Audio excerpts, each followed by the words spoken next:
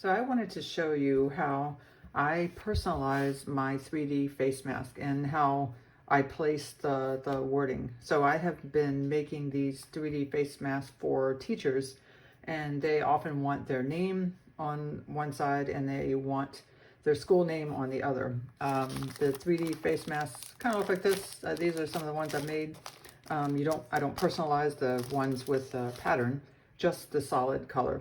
And I wanted to show you exactly how I do it. So I've printed out with the vinyl, I printed out this teacher's, the name that she wanted, and then her school, although this is an abbreviation, but that's exactly what she wanted.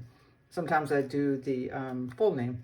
So this is the panel, the outside panel that I'm going to use for the 3D face mask. And what I'm going to do is I'm going to fold it in and allow for about 1/4 inch, because you're going to top stitch that part. But this helps for placement when you're putting the vinyl on. I iron it on before I actually sew it, because it's really hard after when you have the mask done.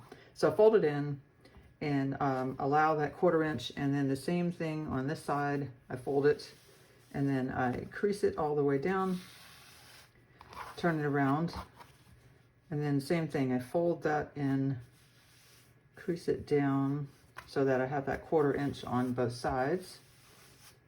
Now, this is what it's going to look like anyway once you sew it. And now I'm going to fold this inside, or fold it over, and crease that right there. So I don't know if you can see the crease there, and then you can see the other creases. So these are now kind of like my guidelines.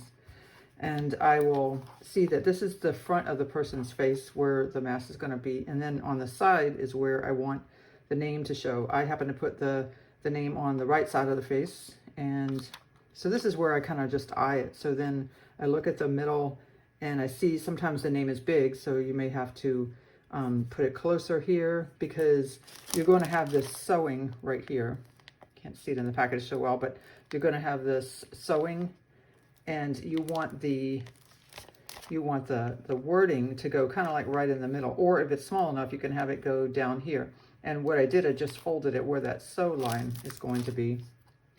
So I could have it go down right here, where closer to the top stitching line, or I can have it in the middle. So if the name is long, it's going to go right along here, so that triangle stitching is not going to be stitched over top. So I would put it right there, and then I would take the other one, and then I would put that on the right side, kind of in the middle. Then I kind of use the ruler. I have a clear ruler, which is helpful because then you can see through it. And I put it like on the line, kind of move it up. And now I can see that they're not lined up. So then I could just take it and move it down till it matches my ruler. Sometimes you can eye it, but sometimes you need a ruler to do things exact. And I can see that's crooked. So some of it's just placement, trying it until you get it exactly where you want it. And then you know that it's even. And then you're going to press this. Now it's all ready. You can press it on with your iron, or you can press it with the press machine that I have, the heat press machine. So if you're going to use your iron, what I do suggest is you press and you hold, and it's all about pressure when it comes to the iron. And I don't put it as hot as it goes. I put it almost as hot, and I press it for about 8 seconds. I take it off, and then when you pull it, you want to make sure you can see the fibers of the fabric through it. Then you know it's attached. If you don't see the fibers, then you need to do it again. But you don't want to put it on the highest setting, because you can burn the vinyl.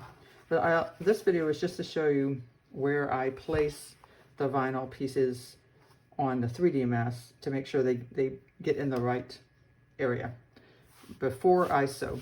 So I hope this has been helpful in some way.